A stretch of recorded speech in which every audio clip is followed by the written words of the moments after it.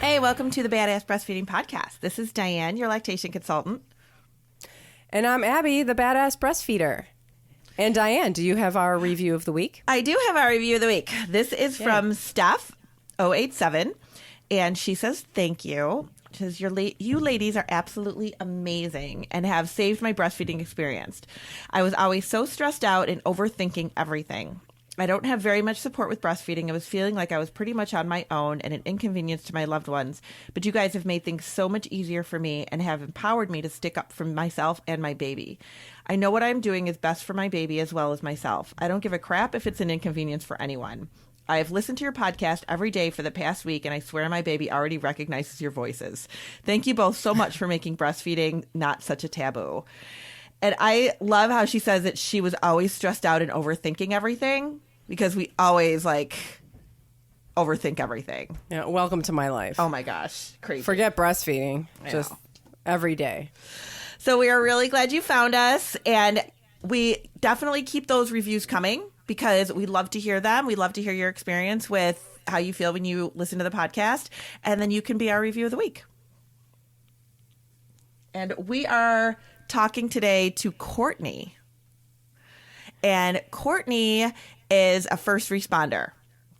And a couple of months ago, we talked to another first responder, and we thought it would be kind of cool to, to have a couple of first responders tell their story, because going back to work with a baby and trying to pump and being a first responder is it's always hard anyway, right? Like going back to work and pumping and stuff. But there's some different sets of challenges that they have. So it's kind of cool to hear their stories. And I talked to Courtney, who is a police officer, and she is a forensics officer. So she does basically like CSI stuff. So she goes to the crime scenes and, processes a crime scene and everything. So her schedule is very, very, very different than your typical police officer.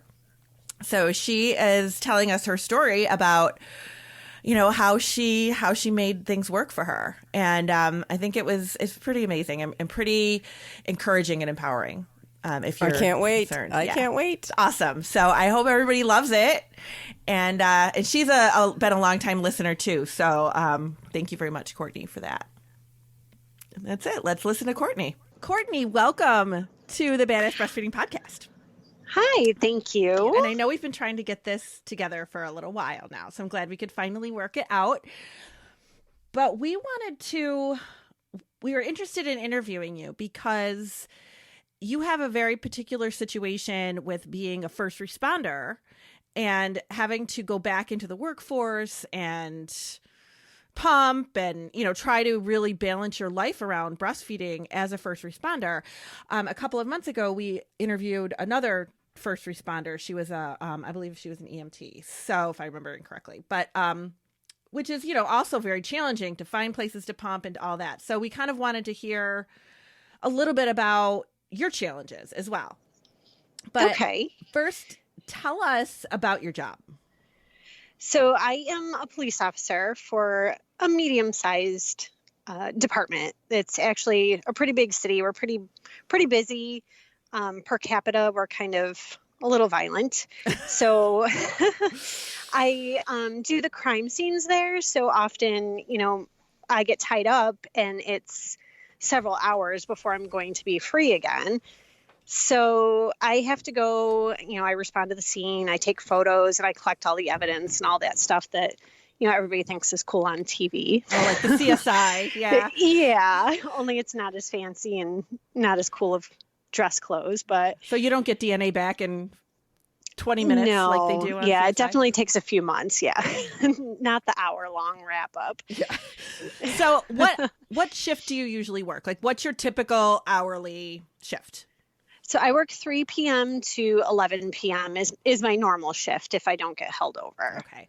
So, and it's pretty fair to say that when you walk into work at 3 p.m. or 2:30 or whenever, you have zero idea what your day is going to bring. Yeah.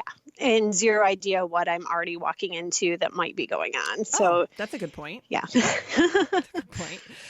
So now, how old was your baby? Tell us a little bit about your babies, because you have two.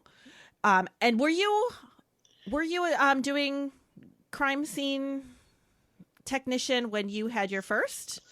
Yes, with both of them. With both. Okay. So tell us a little bit about them, like how old they are now and, breastfeeding experience and stuff. So my oldest is 4 now, and I breastfed him until he was 2. So with him, I had kind of an emergency C-section. It was really painful for me to hold him. It was really hard for me to nurse him. So I ended up pumping for the first 7 weeks. Then I got mastitis. Ugh. And then I basically was like, you latch on right this minute because I'm dying. And all of a sudden he just did it. So then we pumped straight through for 2 years. And I came back to work at 10 weeks. So he'd really only been latching for about 3 weeks. And then I had to go back to work and, do the pumping thing again, which, the pump, you kind of have PTSD when you see that thing again because it's just horrible. Yeah. But my second, he just turned 1.5. He was a champ. Before we even got out of the OR with the C-section, he was already latched on. The nurses were like, "Where's the baby?" And I'm like, "He's over here eating." It was ridiculous with him. Total difference, night and day between the two. And he's still nursing now. And it was the same thing. I think I went back to work after 10 weeks with him as well. Okay. Now, with your second, though, at what point did you start pumping? I think I pumped like once when I got home from the hospital because I was just so engorged that I couldn't stand it. I was like, somebody needs to bring me a pump here at the hospital because it was horrible. I was leaking everywhere. Oh God. But then I think I started pumping maybe once a day. Like he would take a nap and I would pump at 1 p.m. every day because I knew I wanted to donate. And I knew my cousin had a baby maybe 3 or 4 weeks after Finley was born, and they were having trouble latching. So I was kind of donating here and there to them. And then you had introduced me to a few people. Mm-hmm. So I knew I wanted to start a stash for my child as well as a couple others, just in case. So I started pumping like once a day, just to build a stash a little bit. But I didn't really start pumping until I went back to work. Then I was doing it like twice a day at work. Okay. And that was enough for you, like doing the 2 times a day? Because, I mean, with a 8, 10, 12-hour shift, that was usually enough? Yeah, it was usually enough. For some reason, I have a massive oversupply no matter what I do, which is good and a curse, I guess. It's a blessing and a curse for sure. Yeah. Yeah. So it was helpful for these other moms and babies that I wanted to help, but it was hard to, go to work, get tied up, not always have a set time I could go and pump. And, I'd be uncomfortable. I could smell myself because I just basically smelled like rotten milk all the time. And, I'd pump once or twice a shift and I would have 14 ounces. Wow. And sometimes that was literally one pump and I was like, I'd run out of bottles to put it in. So it was very uncomfortable to wear, the bulletproof vest, the gun belt, and then have this engorgement going on top of it. And then, it's ranging from 0 degrees to 100 and whatever degrees here in where we are, where it's unpredictable. Right. And you're outside or inside processing a scene for hours and hours with no idea if you can get away. Exactly. And I was going to say, mention for sure, like what the uniform is like, because I think that's something we don't really think about. We don't think like, oh, okay, yeah, you're a first responder. You can just go and, pump, but there is a gun belt. There is a vest. There's a lot of pressure on your chest because of the vest. And it's a lot to try to take off to even get to pumping. Exactly. And it was between, that and then at the end of the shift, I'd go to wash my uniform and my husband would be like, you smell like BO. And I'm like, first of all, it's not BO. It's rotten milk. And thank you for pointing it out because I already know I stink. I don't need you to like reiterate it to me. But, and then you have that pumping starvation where you're just hungry and you're not eating because you're at a scene and I had the weird looks because I literally went into the corner store where had the homicide and bought a giant bag of those mini donuts, and I ate the entire bag in the intersection. And all the investigators are looking at me like I'm nuts. I'm like, I'm freaking hungry. I'm pumping. You don't understand. Leave me alone until I'm done with my bag of donuts. Yeah. Which, I'm a cop eating a bag of donuts, so it was probably even more ironic, but They wanted some, that's all. they were jealous. That's all. They were jealous. Absolutely. Now, what about any challenges with like just the logistics of the pumping? Like, where do you go? How do you manage that? Do you have trouble? Do you have kickback? It's a very male dominant profession. So is there any kickback with that from anybody about it? Or has that been a pretty easy process? Well, with my first, as the first time, I didn't really know the laws. I didn't really know the rules until I was like almost done pumping, really.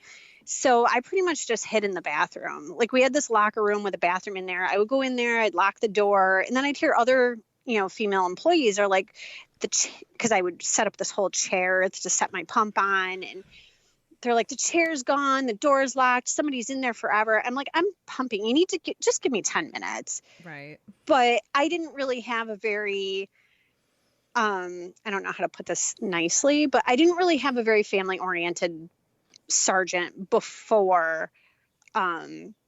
So it was really hard. He wasn't really somebody I could go to and be like, here's the situation. I need to pump. I need to do it every couple hours, or you're going to have a really miserable technician here. And now it's a little different. Like, there's a different wave of, bosses that are in my area on my unit. So they're all very friendly. Like, the lieutenant opened his office door for me. So I'd always make a joke. Oh, those stains on your chair from my spill, like I spilled it all over your seat. I'd joke with him. Yeah. But he was good about it. Like, he understood, and he always hid me his key just for that. Oh, that's nice.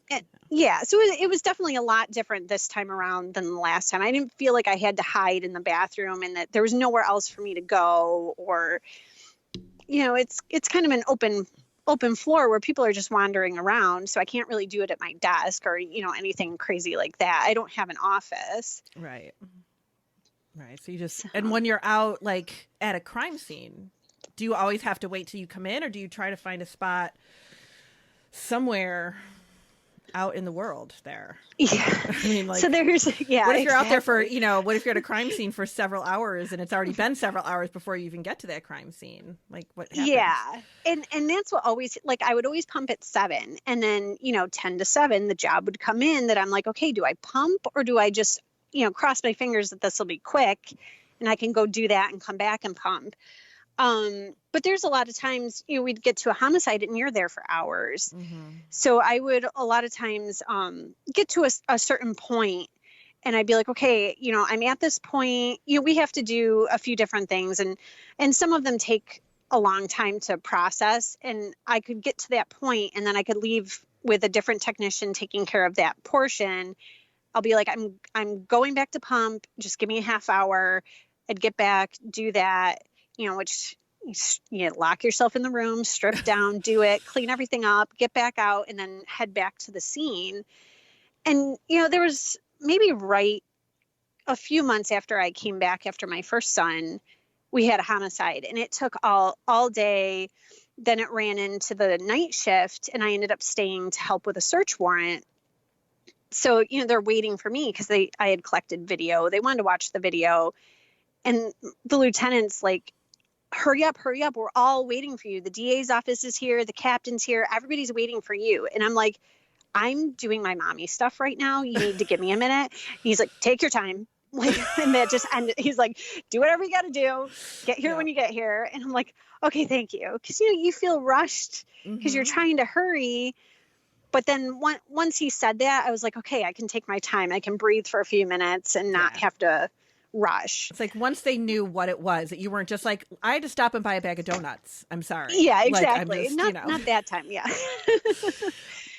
But it is definitely tricky. And I think one of the biggest things with any mom that goes back to work and pumping is the whole process of dealing with your coworkers and your colleagues. And everybody is afraid to say, I need some time because I'm pumping, because we all need our job. We all need respect at our job. We all need to feel okay going in and doing our job. And we don't want anything to mess that up.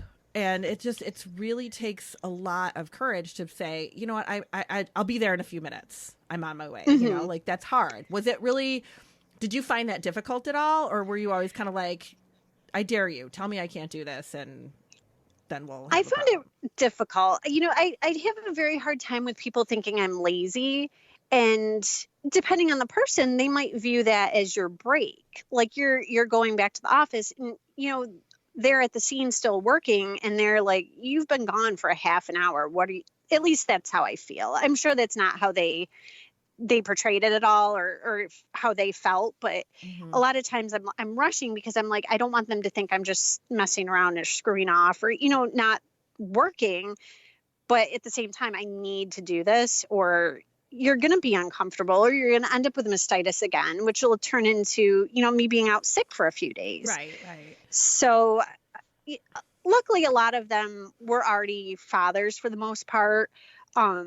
There's actually more girls in our unit that aren't mothers yet. So I kind of felt a little more awkward with them. Like, I have to go do this and, I'm doing all this boob stuff while everybody else is like going and, they're eating dinner. And I'm like, oh, hang on, got to take a break from what we're doing so I can go pump. So it was a little hard just on myself more than them on me. Yeah. Now, I also remember when you had Finley that you had to go back for court, didn't you, early? Yes. And how old was he at that point when you had to go for court? Maybe a couple weeks old. I don't even remember now if I had brought him with me or if I basically was like, you need to get me on and get me out of here so I can be home. 'Cause you're kind of it the first couple of weeks. So it's kind of hard to, pack up and leave for a few hours. Right. So I'm pretty sure that I probably brought him with me just in case I got tied up longer than expected, because that usually ends up being the case. And then I feel like pulling him off on my husband. When, for anybody who's listening who doesn't know the process, a case that you had before you went out on maternity leave went to court, and then you had to go and testify to the evidence that you had collected for this particular case. And I remember you being concerned because they had said to you very early, oh, we need you to come to court. And you were very fresh C-section. I think it was it might have only been a week or two, I think. It might have been, yeah. I remember you saying you couldn't even drive yet, and they wanted you to come to court.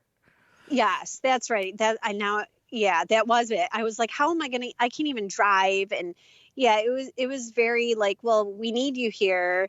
And, it's a signed document from the judge. Like you really technically have no choice. Right.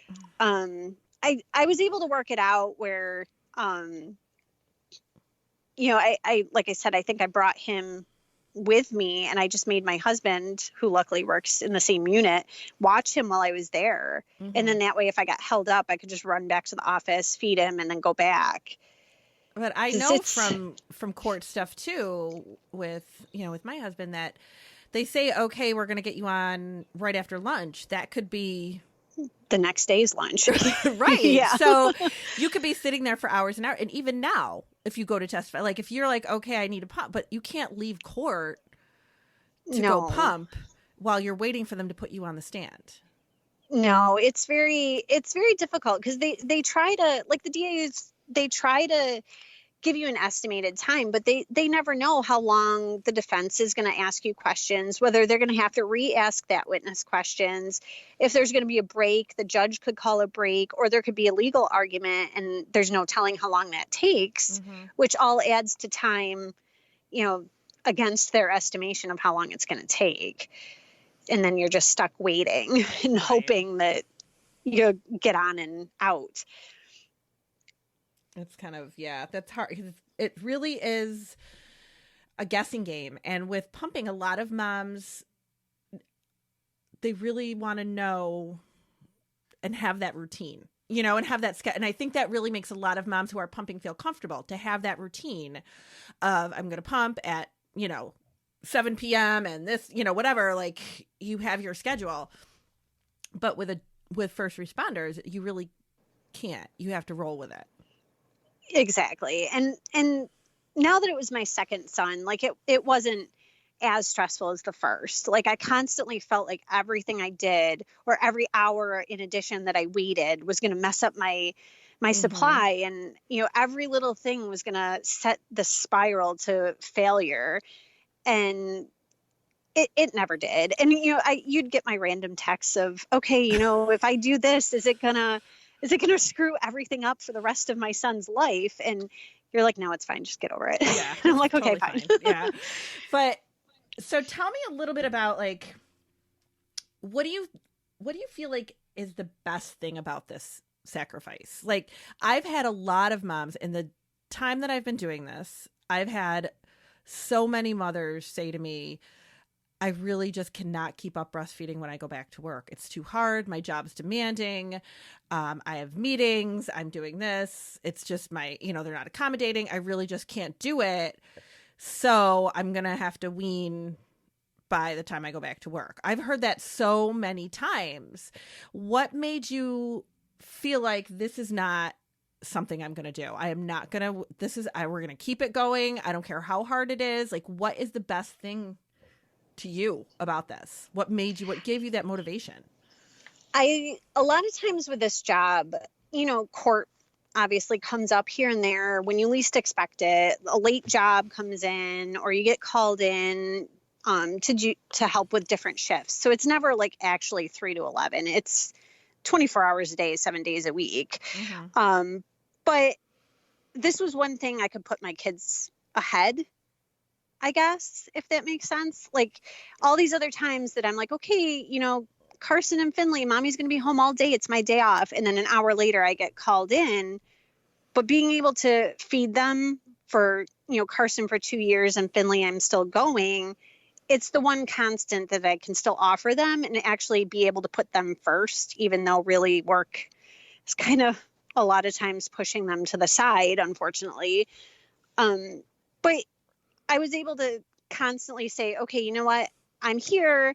I'm donating my time. Well, not donating because I'm getting paid, but like, but I'm here. I'm working. I'm doing all this stuff for our department, and I'm working to provide for my kids. But I need this half an hour break. Not really a break, but you know, yeah. But to go pump so that I can provide for my kids in another way. And it was really nice. My cousin had a baby. She's now 2, but it was nice to hear from her, you know, you're the only one I've known or seen extended breastfeeding. And that really helped me to not feel out of place when other people try to question me on why I'm still feeding it too. So it was nice in both aspects. Like it was nice to hear it from her and the extra, you know, good job. You're doing a great job as a mom from her, as well as, you know, I know that I'm giving my kids this from me, no matter how hard it takes, because a lot of times I do have to disappoint them and go into work when they aren't expecting. Yeah. And they're kind of young to not, you know, to be able to try to understand that, you know, too. Yeah. Why you're not But there. then at least I know that it's happening. So it makes me feel a little bit better. Oh, that's nice to know though. Now, tell me a little bit about the milk donation. So not only were you pumping for your own child, you were pumping for other babies too. Yes. So I ended up giving to a little girl who was not, I want to say she was a couple weeks older than Finley. So I was able to give to her a few, I think a few hundred ounces. And then I ended up finding through you a little boy with Down syndrome, the cutest little boy. Cute, yeah. And I ended up giving him another few hundred ounces. And then I ended up having to go away for training for an extended period of time. So that kind of ended that donation relationship with, I didn't have enough when I got back, but I was able to help those 2 little babies for a little while at least. And give their mothers a little bit of ease as far as their nerves from, I think the one wasn't making enough, and then the other one was having some issues as well. Yeah, and I remember both those families, and I know the one mom was definitely like struggling with supply, and the other mom, was struggling with other things that had to do with the Downs. So it was so great that you were able to give them milk. And I remember you had your husband delivering milk for you. I did. Right? So he had to show up to work with a cooler full of milk, and everybody's looking at him like, "What are you doing, shoving that in the freezer?" He's like, "Don't ask. I'm the milkman." But it's fantastic, though. Like, he's very supportive of the breastfeeding piece, isn't he? He is. He's really good about it. He kind of mocks me a little bit, with making fun of me that they're still going to be nursing in college, and I'm like, yeah, okay, you're just whatever. Yeah. Whatever. You're just jealous because you didn't have breast milk when you were little. But it is a great, like you said, it is a great thing to be able to give your kids when you feel like you can't do much else for them. It's exactly. Yeah, it really is. It really is good. So what kind of, in closing, like what kind of words of encouragement or support do you have for other mothers who are pumping at work that are struggling? Like, do you have anything that would really, you feel like would help them keep going? Is there anything special that you do? Is there anything that you kind of remind yourself of whenever you're in a bad place with it? Because, I mean, there's got to be days where you're like, oh my God, I cannot even do this one more day. I hate this. This pumping is terrible. Yeah, there definitely was a lot of those days. Like that month I spent in Alabama for training that was just, 10-minute breaks, and that was all you had. And I was the only female. I'm like, I cannot go ask for more time for this because it's awkward. Mm-hmm. But it was really nice, if you can manage to do it.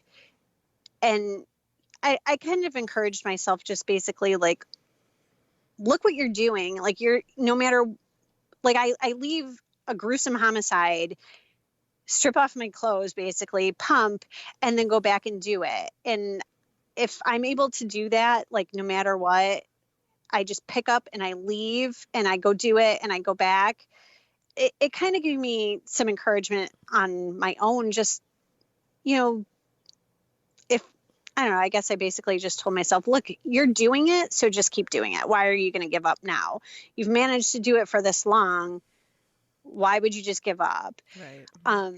And that saying of don't give up on the worst day, because you'll regret it. Yeah. And, I really wanted to give up a lot of the times pumping with Carson that first 7 weeks, just watching your husband sleep while you're pumping and feeding and putting the kid back to bed, washing parts, going back to bed for an hour, and then doing it all over again. Mm-hmm. And if I made it through that 7 weeks, I was going to finish until he was done. Like there was no giving up at that point, because I had already done the worst. Because pumping, really, the people that pump and feed, I don't know how they do it, because it was horrible. I know. I have the highest amount of respect for those people, because it is really hard to do. It's really hard to keep up with. It's really hard to keep your head in that place of, continuing to pump like that. Yes. And everybody tells you sterilize. And I'm like, no, I can't. No. I can't possibly do this. Now that Finley's a year and a half, do you still pump at work? I don't. I finally stopped. Yeah. I got to that point where it was just getting too much. And he's a year and a half. He's not really taking as many bottles. Well, actually, he's not taking any now, but it was more my husband was like, he needs a bottle before bed. And I'm like, no, he really kind of doesn't. So just rock him for a minute. He'll go to bed. And so I just finally stopped, and nobody asked where the milk was anymore. So I'm like, okay, maybe everybody else is over it too now. So now he just feeds when I'm home, but we still co-sleep. So he eats often throughout the night, but yeah. And that's, that's his connection with you too. So that's yeah. Good. Yeah, that's good. That's awesome. Though I was like, it is really, really encouraging, and it is really just amazing to hear what kinds of things you have to go through on the daily basis to be able to carry this out. And I'm sure now that you're through it and you're not pumping anymore, and now you're just like feeding while you're at home, you kind of look back and you go, oh my gosh, wow. Like, look at what I did. That's a really big accomplishment. Yeah, it was definitely, like you said, going through it, it was like, oh, this is awful. This is awful. It's never going to end. And now that it's over, I'm like, look what I did. Like, I managed to make an entire unit of, investigators wait for me to get done with what I needed to do for my kid. I am going to go on a limb and say they probably didn't even realize what was going on. Like, yeah, I know my own investigator, and he probably was like, oh, Courtney. Oh, I didn't even know you were gone. Like, they get so lost. Observation skills are not there.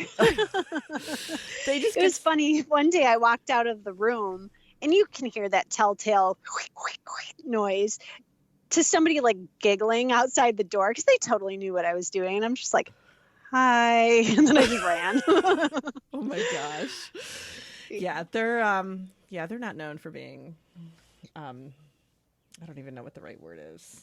I don't. For it. I want to say observant, but I guess saying that about investigators probably isn't good. Yeah, no, they're good at observing what they need to observe. Yeah. Oh, yeah, not their wives though. No. So they probably, had a lot of them probably had no idea.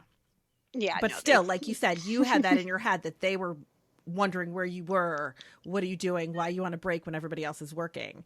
Exactly. But, probably. I think we all feel like that too. And I've had a lot of moms that have said that, well, everybody else is working, so I feel like, I'm going to be looked down upon. But in the grand scheme of things, like you said, this is for your child. And this is, an amazing thing that you can do for them. Yeah, it was just one way I could put them above. I mean, they're always above, but sometimes it doesn't feel like it though, Exactly. You're getting pulled 15 different directions and Well, thank you so much for joining us. I know, we've been trying to kind of get this scheduled for quite a while, and between our two schedules, it's ridiculous. But yeah, I just appreciate it so much that you would share your story with us. It's really great. Well, thank you for having me. I'm so excited. And thanks for listening. We appreciate it very much. Always. Yeah. And you have a wonderful, wonderful time with your children. And again, thank you from the Badass Breastfeeding Podcast. Thank you. Bye. Oh my God, that was so cool. Courtney is such a badass. It really is cool. And, I love how she talks about why she did this, what kept her going, it's really cool. But I love hearing the stories from our mamas. I think they're all just unbelievable and amazing. Yes. And thank you all for listening. And, you can head to badassbreastfeedingpodcast.com where you can find our sponsors, our sponsor links, all of their promo codes. You can find a list of breastfeeding resources. You can also find all of our other episodes. And you can find information about how to schedule your very own lactation consultation with Dianne. Bye. Bye.